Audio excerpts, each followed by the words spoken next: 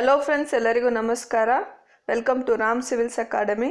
ನಮ್ಮ ಎಲ್ಲ ವ್ಯೂವರ್ಸ್ಗೂ ರಾಮ್ ಸಿವಿಲ್ಸ್ ಅಕಾಡೆಮಿಯ ಪರವಾಗಿ ಹಾಗೂ ನನ್ನ ಪರವಾಗಿ ಸಂಕ್ರಾಂತಿ ಹಬ್ಬದ ಶುಭಾಶಯಗಳನ್ನು ತಿಳಿಸುತ್ತೇವೆ. ಫ್ರೆಂಡ್ಸ್, ನೀವು ನಮ್ಮ ಚಾನಲ್ಗೆ ಇನ್ನೂ ಸಬ್ಸ್ಕ್ರೈಬ್ ಮಾಡಿಲ್ಲ ಅಂದರೆ ಈಗಲೇ ಸಬ್ಸ್ಕ್ರೈಬ್ ಬಟನ್ನ ಒತ್ತಿ, ಅದರ ಪಕ್ಕದಲ್ಲೇ ಇರೋ ಬೆಲ್ ಐಕನನ್ನು ಸಹ ಪ್ರೆಸ್ ಮಾಡಿ. ಇದರಿಂದಾಗಿ ನಿಮಗೆ ಒಂದು ರೆಗ್ಯುಲರ್ ಆದ ಅಪ್ಡೇಟ್ ಸಿಗ್ತಾ ಇರುತ್ತೆ, KPSC ನಡೆಸುವ ಎಲ್ಲ ಪರೀಕ್ಷೆಗಳಿಗೂ ಉಪಯುಕ್ತವಾಗಿ. ಸೊ ಬನ್ನಿ ಫ್ರೆಂಡ್ಸ್, ವಿಡಿಯೋ ನೋಡೋಣ.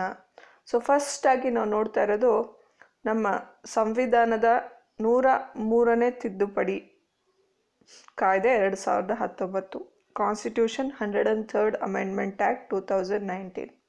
ಸೊ ಈ ಬಿಲ್ಗೆ ನಮ್ಮ ರಾಷ್ಟ್ರಪತಿ ರಾಮನಾಥ್ ಕೋವಿಂದ್ರವರು ಅಂಕಿತ ಕೊಟ್ಟಿದ್ದಾರೆ. ಅದರಿಂದಾಗಿ ಅದು ಬಿಲ್ ಬಂದು ಆ್ಯಕ್ಟ್ ಆಗಿದೆ, ಒಂದು ಮಸೂದೆ ಬಂದು ಒಂದು ಕಾಯ್ದೆ ಆಗಿದೆ.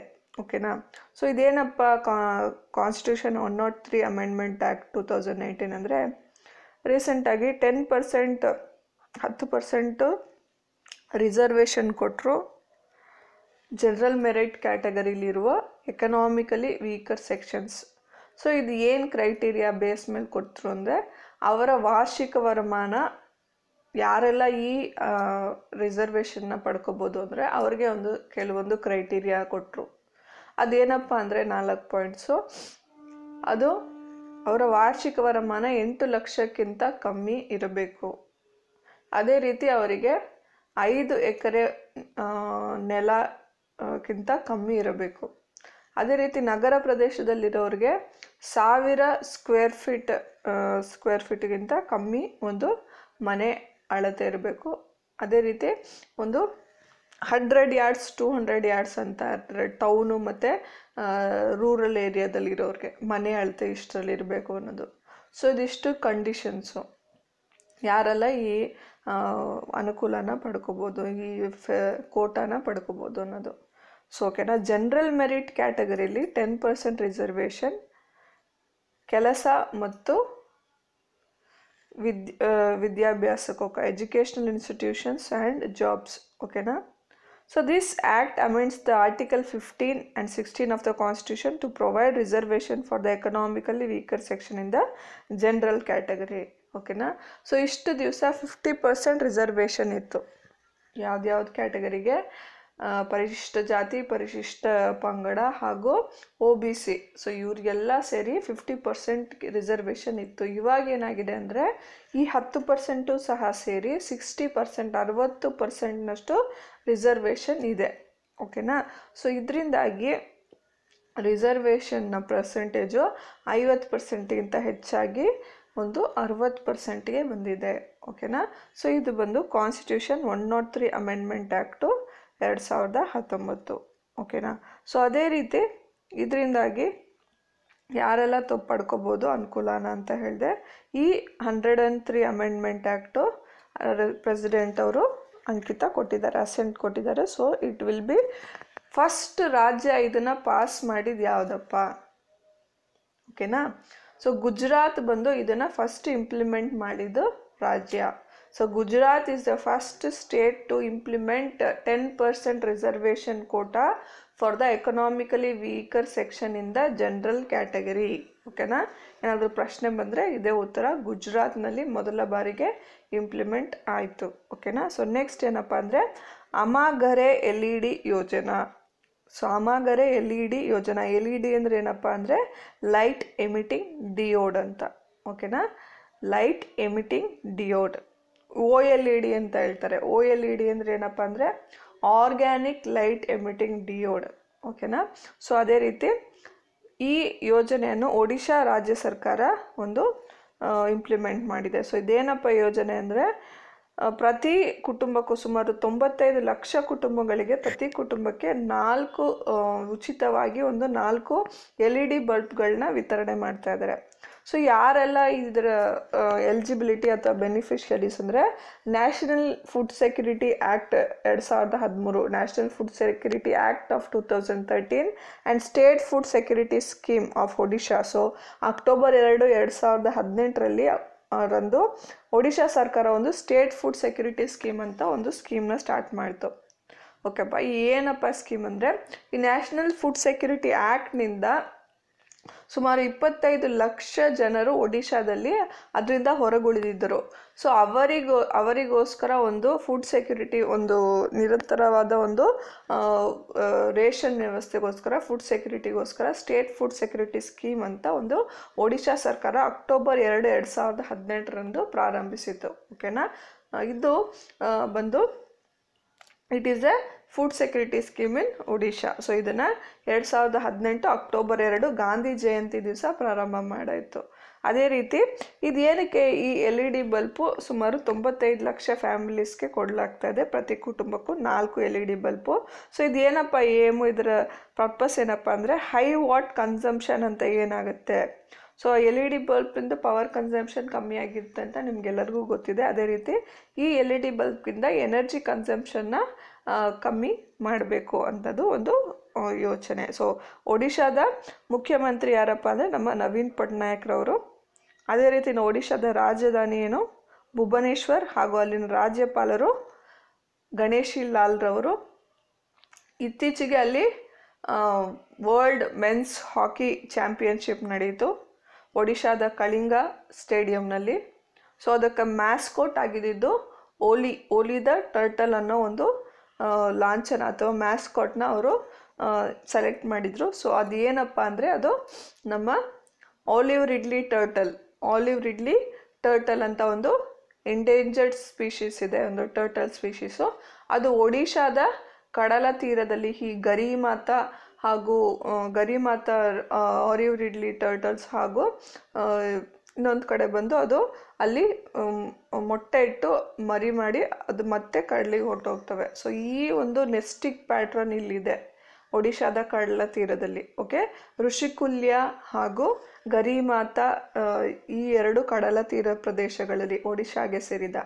ಅದೇ ರೀತಿ ಈ ಆಲಿವ್ ರಿಡ್ಲಿ ಟರ್ಟಲ್ಸ್ ಬಗ್ಗೆ ಒಂದು ಅವೇರ್ನೆಸ್ ಕೊಡಲಿಕ್ಕೋಸ್ಕರ ಈ ಆಲಿ ಅನ್ನೋ ಒಂದು ಮ್ಯಾಸ್ಕಾಟ್ನ ಒಡಿಶಾ ತನ್ನ ರಾಜ್ಯದಲ್ಲಿ ನಡೆಯುವ ಎಲ್ಲ ಸ್ಪೋರ್ಟ್ಸ್ ರಿಲೇಟೆಡ್ ಒಂದು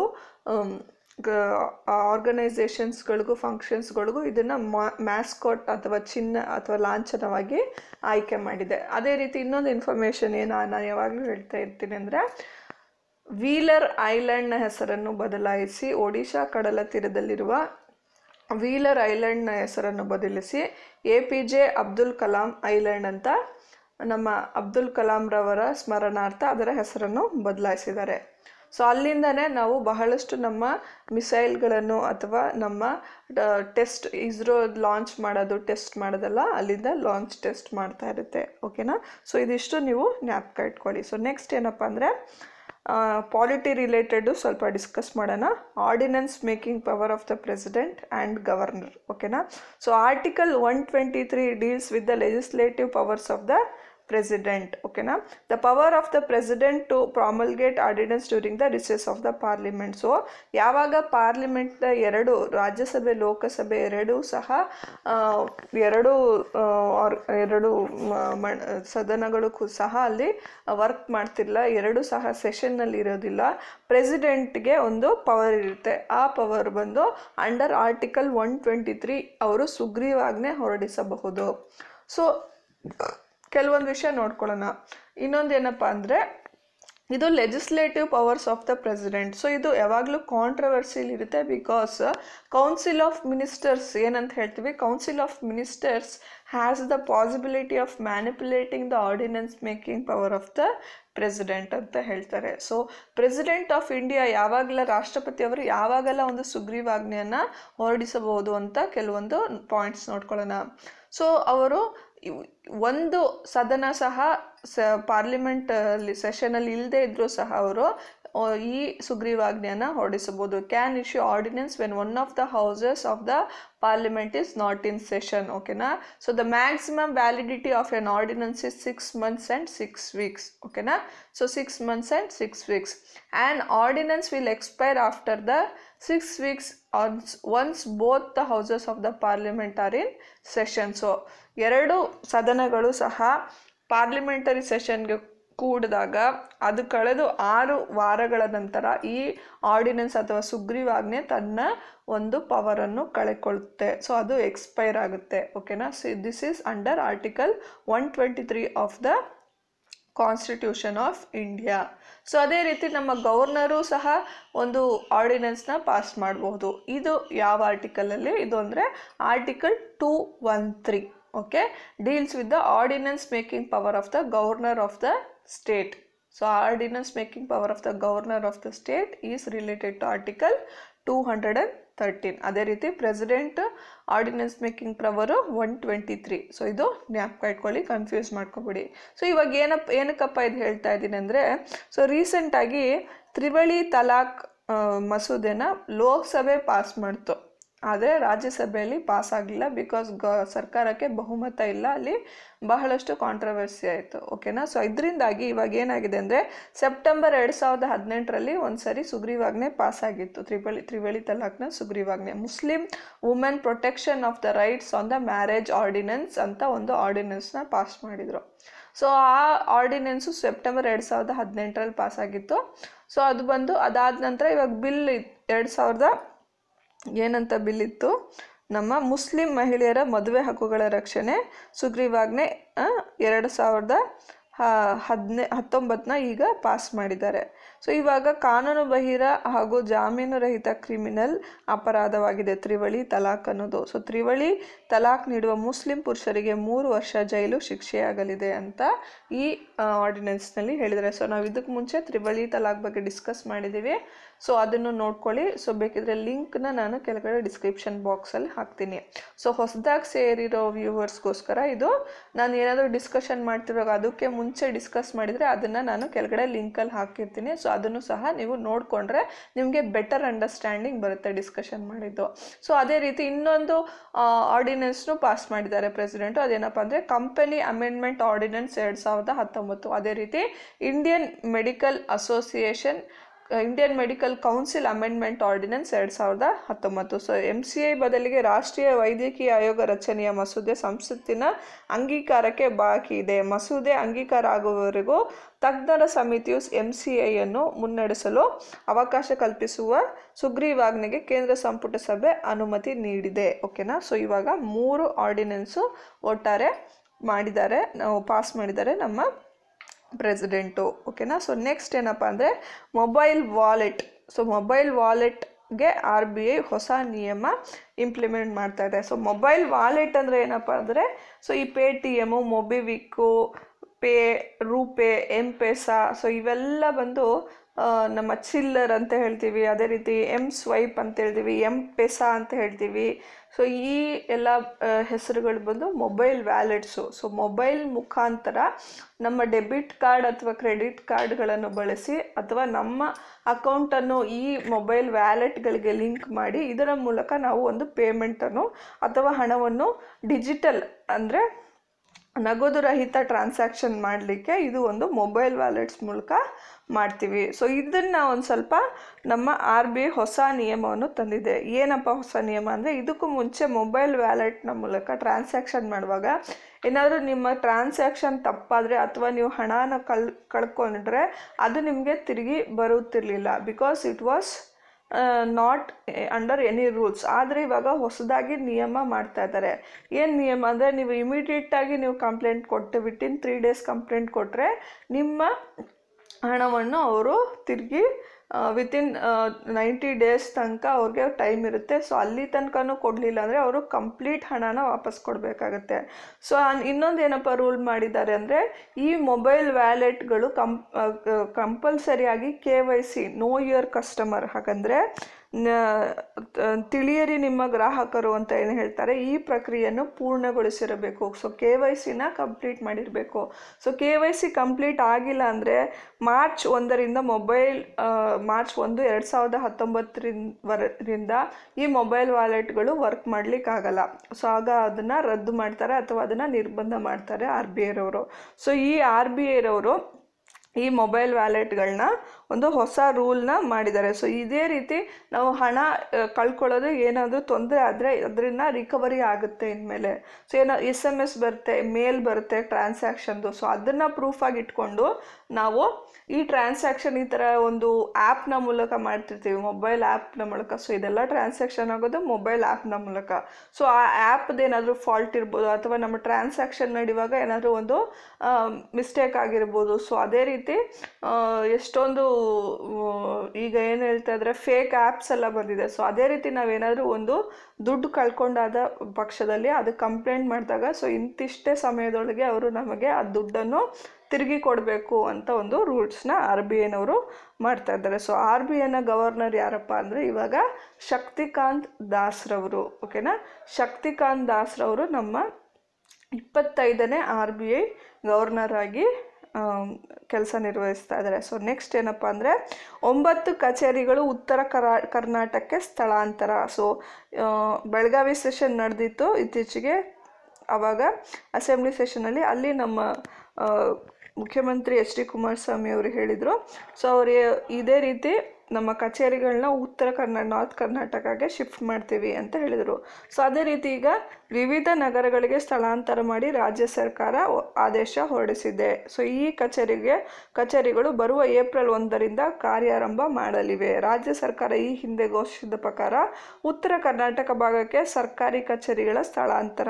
ಅದೇ ರೀತಿ ಈಗ ಧಾರವಾಡ, ಕಲಬುರಗಿ, ಬೆಳಗಾವಿ, ಹಂಪಿ, ಹುಬ್ಬಳ್ಳಿ, ದಾವಣಗೆರೆ, ಆಲಮಟ್ಟಿ. ಸೊ ಈ 5 ಜಾಗಗಳಿಗೆ ಸುಮಾರು 9 ಇಂಪಾರ್ಟೆಂಟ್ ಕಚೇರಿಗಳನ್ನ ಸ್ಥಳಾಂತರ ಮಾಡಿದ್ದಾರೆ. ಓಕೆನಾ. ಸೊ ಇದೇ ರೀತಿ ಇನ್ನು ಹೆಚ್ಚು ಫೆಸಿಲಿಟೀಸು ಸಹ ನಾರ್ತ್ ಕರ್ನಾಟಕಕ್ಕೆ ಸಿಗಬೇಕು. ರೀಜನಲ್ ಇಂಬ್ಯಾಲೆನ್ಸ್ ಅಂತ ಏನಿದೆ, ಸೊ ಈ ಅಸಮತೋಲನ ಏನಿದೆ ಇದು ಸಹ ಕಮ್ಮಿ ಆಗಬೇಕು. ಸೊ ಓಕೆನಾ. ಸೊ ಅದೇ ರೀತಿ ಕಂಪ್ಯೂಟರ್ಗೆ ಕಣ್ಗಾವಲು ಕೇಂದ್ರಕ್ಕೆ ಸುಪ್ರೀಂ ನೋಟಿಸ್. ಸೊ ಇದೇನಪ್ಪ ಕಂಪ್ಯೂಟರ್ಗೆ ಕಣ್ಗಾವಲು, ಸೊ ಈ ಥರ ಮಾಡ್ಬೋದಾ ಅಂತ ನೀವು ಕೇಳಿದ್ರೆ, ಸೊ ಕೇಂದ್ರ ಸರ್ಕಾರಕ್ಕೆ ಇದಕ್ಕೆ ಪವರ್ ಇದೆ. ಸೊ ಆದರೆ ಅದನ್ನು ಏನಕ್ಕೋಸ್ಕರ ಮಾಡ್ತಿದ್ದೀವಿ ಅಂತ ಅವರು ಅದನ್ನು ಡಿಕ್ಲರೇಷನ್ ಕೊಡಬೇಕಾಗತ್ತೆ. So IT act 2000, information technology act 2000. ಓಕೆನಾ. ಸೊ ಇದನ್ನು 2008 ಅಮೆಂಡ್ ಮಾಡಿದ್ರು. ಸೊ ಮಾಹಿತಿ ತಂತ್ರಜ್ಞಾನ ಕಾಯ್ದೆಯ 69ನೇ ಸೆಕ್ಷನ್ಗೆ 2008 ತಿದ್ದುಪಡಿ ಮಾಡಲಾಗಿದೆ. ಸೊ ಅದರಲ್ಲಿ ಏನಪ್ಪ ಹೇಳ್ತಾರಂದರೆ sovereignty and integrity of the country. ಹಾಗಂದರೆ ನಮ್ಮ ದೇಶದ ಸಮಗ್ರತೆ, ಭದ್ರತೆ, ರಾಜ್ಯಗಳ ಭದ್ರತೆ, ವಿದೇಶ ಸಂಬಂಧದ ಹಿತಾಸಕ್ತಿ ಅಥವಾ ಯಾವುದೇ ಅಪರಾಧದ ತನಿಖೆ, ಅಪರಾಧ ಎಸಗಲು ಕುಮ್ಮಕ್ಕು ನೀಡುವುದನ್ನು ತಡೆಯಲು ಜನರ ಮೇಲೆ ಕಣ್ಗಾವಲು ಇರಿಸುವ ಅಧಿಕಾರವನ್ನು ಕೇಂದ್ರ ಮತ್ತು ರಾಜ್ಯ ಸರ್ಕಾರಗಳಿಗೆ ಈ ತಿದ್ದುಪಡಿ ನೀಡುತ್ತದೆ. ಓಕೆನಾ. ಸೊ ಇದು ಪವರ್ ಇದೆ. ಆದರೆ ಈ ಕಣ್ಗಾವಲು ಇರಿಸಲು ಏನು ಕಾರಣ ಎಂಬುದನ್ನು ಆದೇಶದಲ್ಲಿ ಲಿಖಿತವಾಗಿ ನೀಡಬೇಕು. ಸೊ ರಿಟರ್ನ್ ಆಗಿ ಅಲ್ಲಿ ಬರೆದಿರಬೇಕು. ಕಳೆದ ಡಿಸೆಂಬರ್ 20ರಂದು ಹೊರಡಿಸಿದ ಅಧಿಸೂಚನೆಯಲ್ಲಿ ಯಾವುದೇ ಕಾರಣವನ್ನು ಉಲ್ಲೇಖಿಸಿಲ್ಲ. ಹಾಗಾಗಿ ಯಾರ ಮೇಲೆ ಬೇಕಿದ್ದರೂ ಕಣ್ಗಾವಲು ಇರಿಸುವ ಈ ಅವಕಾಶ ಗುಪ್ತಚರ ಇಲಾಖೆ, CBI, ರಾ ಸೇರಿ 10 ಸಂಸ್ಥೆಗಳಿಗೆ ದೊರೆತಿದೆ ಅಂತ ಹೇಳ್ತಾ ಇದ್ದಾರೆ. ಸೊ ದೀಸ್ ರೂಲ್ಸ್, ಈ ರೂಲ್ಸ್ ಏನಿದೆ, ಈ section 69 of the information technology act ಏನಂತ ಇದೆ ಅಂದರೆ, this rules give powers to government to block access to information on websites if it threatens to interest of sovereignty and integrity of the country, defence of the country, security of the country and friendly relationship with foreign states or public order. So ಇದಿಷ್ಟು 4 conditions.